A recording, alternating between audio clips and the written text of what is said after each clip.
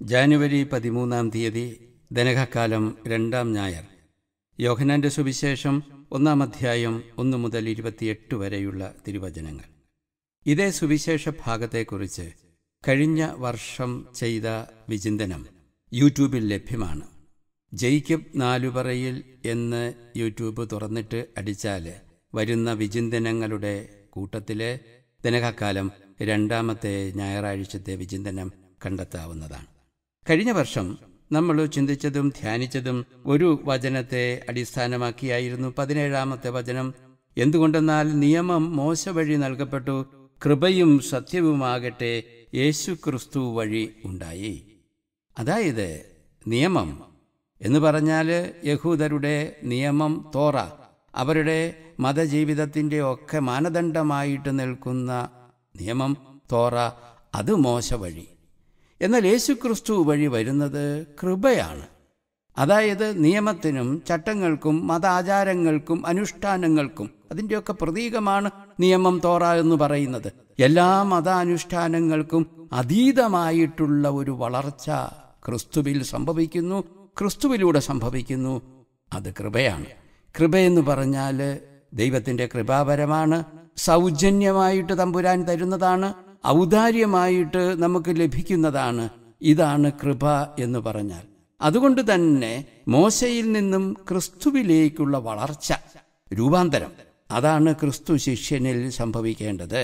അവൻ്റെ മതജീവിതവും ആത്മീയ ജീവിതവും അനുഷ്ഠാനങ്ങളിലും ആചാരങ്ങളിലും ഈ തോറ എന്ന് പറയുന്ന നിയമങ്ങളിലും ചട്ടക്കൂട്ടിലും ഒതുങ്ങി നിൽക്കാനുള്ളതല്ല, അതിനെ അതിജീവിക്കാൻ, അതിനപ്പുറത്തേക്ക് വളർന്നു കയറാനുള്ളതാണ്.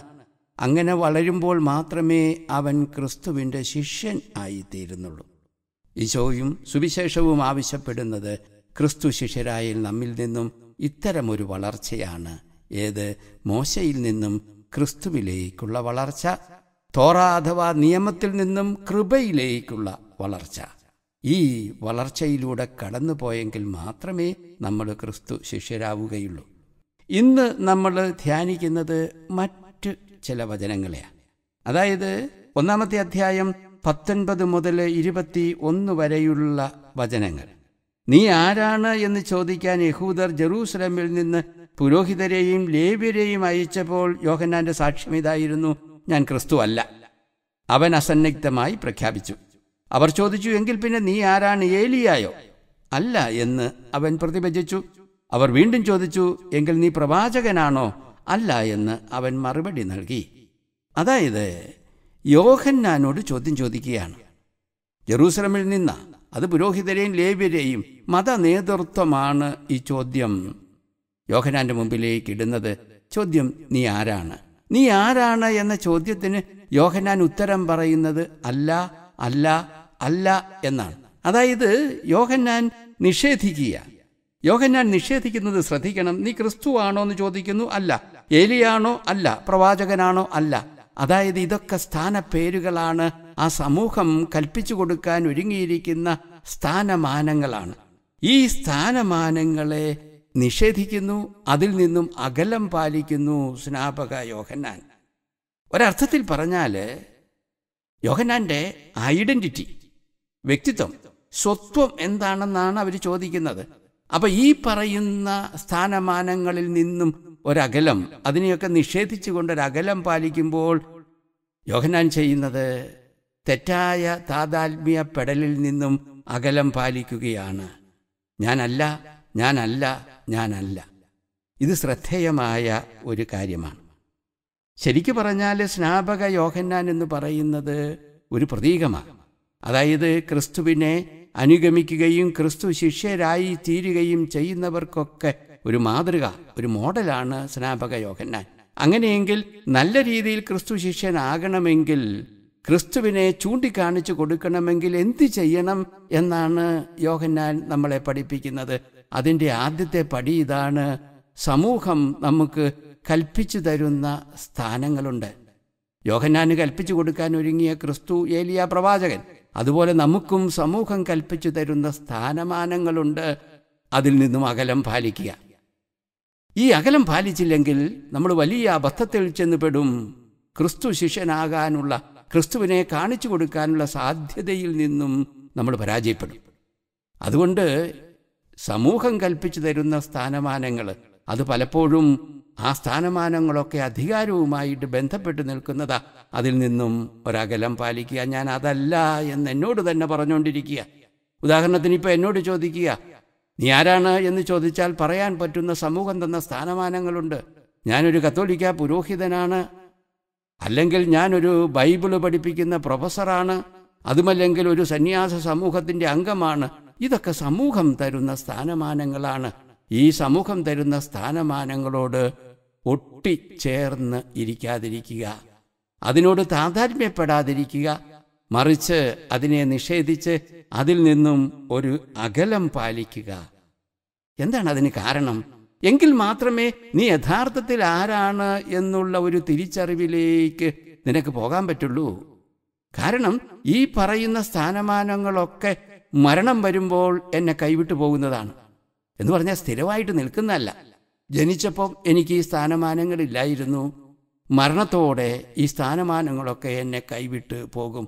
അതുകൊണ്ട് തന്നെ മരണത്തോടെ കൈവിട്ടു പോകുന്നതിൽ നിന്നൊക്കെ ഒരകലം പാലിക്കുക, അവയുമായി താതാത്മ്യപ്പെടാതിരിക്കുക, ക്രിസ്തുവിനെ കാണിച്ചു കൊടുക്കണമെങ്കിൽ. ഇവിടെ നമ്മൾ വീണ്ടും ചോദിക്കേണ്ടത്, ഞാനല്ല എന്ന് പറയുന്ന സ്നാപകനോട് വീണ്ടും അവർ ചോദിക്കുന്നു, അങ്ങനെയെങ്കിൽ നീ ആരാണ്? നീ ആരാണ് എന്നുള്ള വീണ്ടുമുള്ള ചോദ്യത്തിന് സ്നാപകൻ പറയുന്ന മറുപടി 23-ാമത്തെ വചനത്തിലാണ്. അതായത്, മരുഭൂമിയിൽ വിളിച്ചു പറയുന്നവൻ്റെ ശബ്ദമാണ് ഞാൻ. അത് ശ്രദ്ധിക്കേണ്ട ഒരു വചനമാണ്. സ്നാപകന്റെ വ്യക്തിത്വം, ഐഡന്റിറ്റി എന്താണ് എന്ന് ചോദിക്കുമ്പോൾ അവൻ പറയുന്നത് ഞാൻ ശബ്ദമാണ്. ശബ്ദത്തിൻ്റെ പ്രത്യേകത, ശബ്ദത്തിന് സ്വന്തമായിട്ട് അസ്തിത്വമില്ല. ശബ്ദം അതിൻ്റെ ഉടമയോട് ബന്ധപ്പെട്ടാണ് നിൽക്കുന്നത്. അതുകൊണ്ട് തന്നെ സ്വന്തമായ, വ്യത്യസ്തമായ, സ്വതന്ത്രമായ അസ്തിത്വമില്ലാത്ത അവസ്ഥയായിട്ടാണ് സ്നാപകൻ തന്നെ ചിത്രീകരിക്കുന്നത്. ഞാൻ ശബ്ദമാണ്, ഉടമ മറ്റാരോ ആണ്. ഇതിനു മുമ്പ് 7-ാമത്തെ വചനത്തിൽ സ്നാപകനെ കുറിച്ച് പറഞ്ഞത് അവൻ സാക്ഷ്യത്തിനായി വന്നു. വീണ്ടും 15-ാമത്തെ വചനത്തിൽ യോഹന്നാൻ അവന് സാക്ഷ്യം നൽകി എന്ന് പറഞ്ഞാൽ, ശബ്ദമാണെന്ന് സ്വയം സ്നാപകൻ പറയുന്ന സ്നാപകൻ സാക്ഷ്യപ്പെടുത്തുന്നവനാണ്, സാക്ഷിയാണ്. അതായത് സ്നാപകൻ ശബ്ദമാണ്, സാക്ഷിയാണ്, അതായത് ഒരു കൈചൂണ്ടിയാണ്. എങ്ങോട്ട്? ഈ ശബ്ദത്തിൻ്റെ ഉടമയിലേക്കുള്ള കൈചൂണ്ടി, ഈ സാക്ഷ്യപ്പെടുത്തുന്ന വെളിച്ചത്തിലേക്കുള്ള കൈചൂണ്ടി. 7-ാമത്തെ വചനത്തിലാണ് പറയുന്നത് വെളിച്ചത്തിന് സാക്ഷ്യം നൽകാൻ. 4-ാമത്തെ വചനത്തിൽ ഇതിനെ പറയുന്നത് ജീവനായിട്ടാണ്. അപ്പം വെളിച്ചത്തിനും ജീവനും. പിന്നീട് 17-ാമത്തെ വചനത്തിൽ ക്രിസ്തു വഴി കൃപയും സത്യവും എന്ന് പറഞ്ഞാൽ ക്രിസ്തുവിലേക്കുള്ള കൈചൂണ്ടി, ക്രിസ്തുവിനെ സാക്ഷ്യപ്പെടുത്തുന്നവൻ, ക്രിസ്തുവിൻ്റെ ശബ്ദം. ഇതാണ് സ്നാപകൻ ആരാണ് എന്നുള്ള ചോദ്യത്തിന് സ്നാപകൻ തന്നെ പറയുന്ന മറുപടി. അങ്ങനെയെങ്കിൽ നീ ആരാണ് എന്ന് സ്നാപകനോട് ചോദിക്കുന്നതിൻ്റെ ഉത്തരത്തെ ഒന്ന് വ്യാഖ്യാനിച്ചാൽ എങ്ങനെയിരിക്കും? ഈ പറയുന്ന ക്രിസ്തുവിനുള്ള സാക്ഷ്യവും ക്രിസ്തുവിലേക്കുള്ള കൈചൂണ്ടിയുമാണ്. ഈ ക്രിസ്തുവിനെ തന്നെ 17-ാമത്തെ വചനത്തിൽ സുവിശേഷകൻ വ്യാഖ്യാനിക്കുന്നത് കൃപ എന്നാണ്. കൃപയെന്ന് പറഞ്ഞാൽ ദൈവത്തിൻ്റെ കൃപ എന്ന് പറഞ്ഞാൽ ദൈവം ഔദാര്യമായിട്ട്, സൗജന്യമായിട്ട് തരുന്നത്. ദൈവം സൗജന്യമായിട്ട് തരുന്നതിന് പറയാവുന്ന മറ്റൊരു പേരാണ് കാരുണ്യം, ദൈവകാരുണ്യം. ദൈവകാരുണ്യത്തിൻ്റെ നീർച്ചാൽ ആയി തീരുന്നവനാണ് സ്നാപകൻ. ദൈവകാരുണ്യം, അത് കൈമാറുന്ന നീർച്ചാല്, അത് കൈമാറുന്ന കൈവഴി, അത് കൊടുക്കുന്ന മാർഗവും മാധ്യമവും. ഇതാണ് സ്നാപകനെ കുറിച്ച് പറയാവുന്നത്. ഇത് തന്നെ ക്രിസ്തുവിനെ അനുഗമിക്കുന്ന ഏതൊരു ശിഷ്യനെയും ശിഷ്യയെയും സംബന്ധിച്ച് പറയേണ്ടതാണ്. അതായത് എന്താണ് നമ്മുടെ സ്വത്വം, നമ്മുടെ ഐഡന്റിറ്റി എന്ന് പറയുന്നത്? നമ്മളാരും ഈ സമൂഹം കൽപ്പിച്ചു തരുന്ന സ്ഥാനമാനങ്ങളുമായിട്ട് താതാത്മ്യപ്പെട്ടു പോകരുത്. മറിച്ച് അവയിൽ നിന്നും അകലം പാലിക്കുക. കാരണം എന്താണ്? അങ്ങനെ അകലം പാലിക്കുന്നവനെ ഞാൻ യഥാർത്ഥത്തിൽ ആരാണ് എന്നുള്ള അനുഭവത്തിലേക്ക് വരാൻ പറ്റൂ. ക്രിസ്തു ആകുന്ന കാരുണ്യം, ക്രിസ്തു ആകുന്ന കൃപ, ക്രിസ്തു ആകുന്ന ജീവൻ, ക്രിസ്തു ആകുന്ന പ്രകാശം, ഇതിനെ കാണിച്ചു കൊടുക്കുകയും പകർന്നു കൊടുക്കുകയും ഇതിൻ്റെ വഴിച്ചാലായി തീരുകയും ചെയ്യേണ്ടവനാണ് ഞാൻ. അങ്ങനെ ക്രിസ്തുവാകുന്ന വെളിച്ചം, ക്രിസ്തുവാകുന്ന ജീവൻ, ക്രിസ്തുവാകുന്ന കൃപ, ക്രിസ്തുവാകുന്ന കാരുണ്യം ഇതിൻ്റെ വഴിച്ചാലാകണമെങ്കിൽ എന്താണ് ഒന്നാമതായിട്ട് വേണ്ടത്? സമൂഹം തരുന്ന സ്ഥാനമാനങ്ങളിൽ നിന്നും ഒരകലം പാലിക്കുക. സ്നാപകൻ പാലിച്ചതുപോലെ. ക്രിസ്തുവാണോ, പ്രവാചകനാണോ, ഏലിയാണോ? അല്ല, അല്ല, അല്ല. എനിക്ക് സമൂഹം കൽപ്പിച്ചു തരുന്ന സ്ഥാനമാനങ്ങളുമായി താതാത്മ്യപ്പെടാതിരിക്കുക, അതുമായിട്ട് ഐഡൻറ്റിഫൈ ചെയ്യാതിരിക്കുക. അതിൽ നിന്നും അകലം പാലിച്ചെങ്കിൽ മാത്രമേ ക്രിസ്തുവാകുന്ന ജീവനെ മറ്റുള്ളവർക്ക് പകർന്നു കൊടുക്കാൻ എനിക്ക് പറ്റുള്ളൂ. ക്രിസ്തു ആകുന്ന പ്രകാശത്തെ കാണിച്ചു കൊടുക്കാനായിട്ട് പറ്റുള്ളൂ. ക്രിസ്തു ആകുന്ന കാരുണ്യത്തെ മറ്റുള്ളവർക്ക് കൊടുക്കാൻ പറ്റും. ഇതിന് ഏറ്റവും നല്ല ഉദാഹരണം കത്തോലിക്ക സഭയ്ക്ക് തമ്പുരാൻ അടുത്ത കാലത്ത് തന്ന ഏറ്റവും വലിയ ദൈവാനുഗ്രഹമായ ഫ്രാൻസിസ് പാപ്പായാണ്. അദ്ദേഹത്തോട് 2013 ഓഗസ്റ്റ് 19 മാർപ്പാപ്പ ആയതിനു ശേഷമുള്ള ആദ്യത്തെ അഭിമുഖം അദ്ദേഹം അനുവദിച്ചത് അന്തോനിയോസ് പദാരോ എന്ന് പറയുന്ന ഈശോ സഭാ വൈദികനായിരുന്നു. ഫമീലിയ കത്തോലിക്ക എന്ന് പറയുന്ന മാസികയുടെ പത്രാധിപര്. അദ്ദേഹം ആദ്യം ചോദിച്ച ചോദ്യം ഫ്രാൻസിസ് പാപ്പായോട്, ആരാണ് ഈ ഹോർഹെ ബെർഗോളിയോ? അതായത് മാർപ്പാപ്പായോട് ഒരു വൈദികൻ ചോദിക്കുന്നു, താൻ ആരാടോ? ഈ ചോദ്യം കേട്ടിട്ട് പാപ്പ ആദ്യം ഒന്ന് മൗനമായി. മിണ്ടാതിരുന്നപ്പോൾ അദ്ദേഹം ചോദിച്ചു, ചോദ്യം വീണ്ടും ആവർത്തിക്കണോ പിതാവേന്ന്? വേണ്ടാന്ന് തലയാട്ടി കാണിച്ചു. എന്നിട്ട് പതിയെ പാപ്പ പറഞ്ഞൊരു ഉത്തരമുണ്ട്. അദ്ദേഹം പറഞ്ഞത് ഇങ്ങനെയാണ്, ഞാൻ പാപിയായ ഒരു മനുഷ്യനാണ്. ഒന്ന് നിർത്തിയിട്ട് വീണ്ടും തുടരുകയാണ്. ഞാൻ ഈ പറയുന്നത് ഒരു ആലങ്കാരിക പ്രയോഗമല്ല, ഭംഗിവാക്കല്ല. സത്യത്തിൽ ഞാൻ പാപിയായ മനുഷ്യനാണ്. ഇത് യഥാർത്ഥത്തിൽ സ്നാപകന്റെ പറച്ചിലുമായിട്ട് ഒത്തുപോകുന്നതാണ്. ഞാനല്ല, ഞാനല്ല, ഞാനല്ല എന്ന് പറയുന്ന സ്നാപകൻ പാപ്പ എന്നാ പറയുന്നത്? ഞാൻ പാപിയായ മനുഷ്യനാണ്. പറയുന്നത് ആരാണ്? കത്തോലിക്ക സഭയുടെ ഏറ്റവും വലിയ സ്ഥാനത്തിരിക്കുന്ന ഞാൻ പാപിയായ മനുഷ്യൻ, ഞാൻ ഒന്നുമല്ല. ഈ ഒരു അകലം പാലിക്കാൻ പറ്റണം സമൂഹം കൽപ്പിച്ചു തരുന്ന സ്ഥാനമാനങ്ങളിൽ നിന്ന്. അങ്ങനെ ഒരകലം പാലിച്ചാൽ മാത്രമേ ക്രിസ്തുവാകുന്ന വെളിച്ചത്തെയും ക്രിസ്തുവാകുന്ന ജീവനെയും ക്രിസ്തുവാകുന്ന കാരുണ്യത്തെയും മറ്റുള്ളവർക്ക് പകർന്നു കൊടുക്കാനായിട്ട് പറ്റൂ. അതിനുശേഷം മാർപ്പാപ്പ തുടർന്ന് പറഞ്ഞു, കർത്താവിൻ്റെ കാരുണ്യത്താൽ തൃക്കൺ പാർക്കപ്പെട്ട പാപിയായ മനുഷ്യനാണ് ഞാൻ. ഈ പറയുന്ന ഞാനല്ല, ഞാനല്ല, ഞാൻ ഒന്നുമല്ല എന്ന് പറയുന്നതിൻ്റെ പരിണതഫലമാണ് കർത്താവിൻ്റെ കാരുണ്യത്തിൻ്റെ ഒരു നീർച്ചാലായി മാറുക എന്നത്. ഇതിനെക്കുറിച്ച് ഫ്രാൻസിസ് പാപ്പ the name of God is Mercy, ദൈവത്തിൻ്റെ പേര് കാരുണ്യമാണ് എന്ന തൻ്റെ പുസ്തകത്തിൽ വളരെ കൃത്യമായിട്ട് പറഞ്ഞിട്ടുണ്ട്. അദ്ദേഹം എഴുതുന്നു, ഒരു പാപിയെന്ന് സ്വയം തോന്നാത്തവന് മറ്റുള്ളവരോട് കരുണ കാണിക്കാനാവില്ല. കാരണം സ്വയം പാപിയെന്ന് തോന്നാത്തവന് ദൈവത്തിൻ്റെ അനന്തകാരുണ്യത്തിൻ്റെ സമ്മാനം കൊണ്ട് നിറയാൻ സാധിക്കില്ല. അതിന് സാധിക്കാത്തവൻ കാർക്കശ്യം കൊണ്ടും ഔദ്ധത്യം കൊണ്ടും അസഹിഷ്ണുത കൊണ്ടും നിറയും. അത് കപടതയായി അവൻ്റെ ഉള്ളിൽ വളരുകയും ചെയ്യും. സ്വയം സമൂഹം കൽപ്പിച്ചു തരുന്ന സ്ഥാനമാനങ്ങളിൽ നിന്നും അകലം പാലിച്ച് ഒരു പാപിയാന്ന് സ്വയം തോന്നാത്തവന് മറ്റുള്ളവരോട് കരുണ കാണിക്കാൻ പറ്റില്ല. കാരണം ഞാനല്ല, ഞാനല്ല, ഞാനല്ല എന്ന് പറയുന്ന സ്നാപകനാണ് ക്രിസ്തുവിൻ്റെ ഏറ്റവും വലിയ സാക്ഷിയും ഏറ്റവും വലിയ വഴികാട്ടിയും മറ്റു പല മതങ്ങളിലും ഉള്ള മാർഗം തന്നെയാണ്. ഭാരതീയ സങ്കല്പത്തിൽ ഇതിനെ നേതി നേതി എന്നാ പറയുന്നത്. അർത്ഥം സംസ്കൃതത്തിൽ നാ ഇതി എന്ന് പറഞ്ഞാൽ ഇതല്ല, ഞാൻ ഇതല്ല, ഞാൻ ഇതല്ല എന്ന് പറയുന്ന അവസ്ഥയാണ് നേതി നേതി. അങ്ങനെ അല്ല അല്ല എന്ന് പറഞ്ഞു പോകുമ്പോൾ എന്താണ്? അതായത് ഈ സമൂഹം കൽപ്പിച്ചു തരുന്ന കാര്യങ്ങളൊന്നുമല്ല ഞാൻ സമൂഹത്തിൽ എനിക്ക് കിട്ടുന്ന സ്ഥാനമാനങ്ങളല്ല, ഞാൻ ഇപ്പോൾ താതാത്മ്യപ്പെട്ടിരിക്കുന്ന എൻ്റെ ശരീരമല്ല, എൻ്റെ മനസ്സും ബുദ്ധിശക്തിയുമല്ല. പിന്നെന്താണ്? ഇതിൻ്റെയൊക്കെ പിറകിൽ നിൽക്കുന്ന ജീവൻ ഉണ്ട്.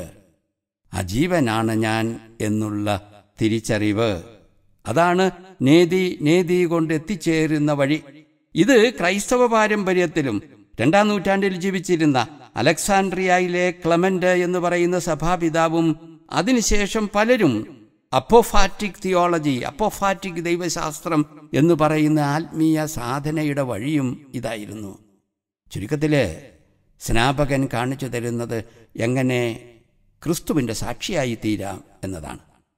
ക്രിസ്തുവിൻ്റെ സാക്ഷിയാകുക എന്നുള്ളതാണ് ഓരോ ക്രിസ്ത്യാനിയുടെയും എൻ്റെയും നിങ്ങളുടെയും ദൗത്യം. ക്രിസ്തുവിൻ്റെ സാക്ഷിയാകണമെങ്കിൽ എന്തു ചെയ്യണം? ഒന്നാമത് ചെയ്യേണ്ടത് സ്നാപകൻ ചെയ്തതാ. നീ ക്രിസ്തുവാണോ? അല്ല. എലിയാണോ? അല്ല. പ്രവാചകനാണോ? അല്ല. സമൂഹം കൽപ്പിച്ചു തരുന്ന സ്ഥാനമാനങ്ങളിൽ നിന്നും ഒരകലം പാലിക്കുക. പ്രത്യേകിച്ച് അധികാരത്തിൻ്റെ സ്ഥാനമാനങ്ങൾ. നമ്മുടെ ഇന്നത്തെ കേരളത്തിലെ കത്തോലിക്ക സഭയുടെ അവസ്ഥയോർത്താൽ പ്രധാനപ്പെട്ട അപകടം വന്നുപെട്ടിരിക്കുന്നത് ഈ കാര്യത്തിൽ തന്നെയാണ്. അധികാര സ്ഥാനത്തിരിക്കുന്നവർ ആ സ്ഥാനമാനങ്ങളുമായി താതാത്മ്യപ്പെട്ടിരിക്കുന്നു, ഐഡന്റിഫൈ ചെയ്തിരിക്കുന്നു. അതിൽ നിന്നും അകലം പാലിക്കുന്നില്ല. അതിൽ നിന്നും അകലം പാലിക്കാത്തതാണ് എല്ലാ വിപത്തുകൾക്കും അടിസ്ഥാന കാരണം. അതുകൊണ്ട് തന്നെ ഈശോ എന്നോട് ആവശ്യപ്പെടുന്നു, എനിക്ക് കൽപ്പിച്ചു തരുന്ന സ്ഥാനമാനങ്ങളിൽ നിന്നും ഞാനൊരകലം പാലിക്കുക. ഞാനതല്ല എന്ന് എന്നോട് തന്നെ പറയുന്ന അവസ്ഥ. അങ്ങനെ അകലം പാലിക്കുമ്പോൾ എന്താണ് സംഭവിക്കുന്നത്? അങ്ങനെ അകലം പാലിക്കുമ്പോൾ ഞാൻ യഥാർത്ഥത്തിൽ ആരാണ്? എൻ്റെ ശരീരത്തിനും മനസ്സിനും പിറകിൽ നിൽക്കുന്ന എന്നിലെ ജീവനാണ് എന്നുള്ള തിരിച്ചറിവിലേക്ക് വളരുകയും പോരാ, ക്രിസ്തുവിൻ്റെ എന്നിലുള്ള ഈ ജീവൻ എന്ന് പറയുന്നത് ക്രിസ്തുവിൻ്റെ ജീവൻ്റെ അംശമാണ്, ദൈവത്തിൻ്റെ ജീവൻ്റെ അംശമാണ്. ആ ദൈവത്തിൻ്റെ ജീവൻ്റെ ഒരു നീർച്ചാലായി, ദൈവത്തിൻ്റെ കാരുണ്യത്തിൻ്റെ ഒരു നീർച്ചാലായി, ദൈവത്തിൻ്റെ പ്രകാശത്തിൻ്റെ ഒരു നീർച്ചാലായി രൂപാന്തരപ്പെടാനും എനിക്ക് പറ്റും. നമുക്ക് പ്രാർത്ഥിക്കാം. നാഥ, നീ ഇന്ന് സ്നാപക യോഹന്നാനിലൂടെ എനിക്ക് കാണിച്ചു തരുന്നതും എന്നോട് ആവശ്യപ്പെടുന്നതും തിരിച്ചറിയാനുള്ള വലിയ മനസ്സിൻ്റെ തുറവി എനിക്ക് നീ തരണമേ. സമൂഹം എനിക്ക് കൽപ്പിച്ചു തരുന്ന സ്ഥാനമാനങ്ങളൊന്നും ഞാനല്ല എന്നുള്ള തിരിച്ചറിവിലേക്ക് എന്നെ വളർത്തണമേ. ആ സ്ഥാനമാനങ്ങളിൽ നിന്നും ഒരകലം പാലിച്ച് ജീവിക്കാനും, ആ അകലത്തിലൂടെ എന്താ സംഭവിക്കുന്നത്? യഥാർത്ഥത്തിൽ എന്നിലുള്ള ജീവനെ തിരിച്ചറിയാൻ, നിന്റെ ജീവൻ്റെ അംശമാണ്, അത് തിരിച്ചറിയാനും ആ ജീവനിലേക്ക് ശ്രദ്ധിച്ച് ജീവിക്കാനും പോരാ, അതിലൂടെ നിന്റെ ജീവൻ്റെയും നിന്റെ പ്രകാശത്തിൻ്റെയും നിന്റെ കാരുണ്യത്തിൻ്റെയും കൈച്ചാലായി തീരാനും എന്നെ നീ അനുഗ്രഹിക്കണമേ. ആമേൻ.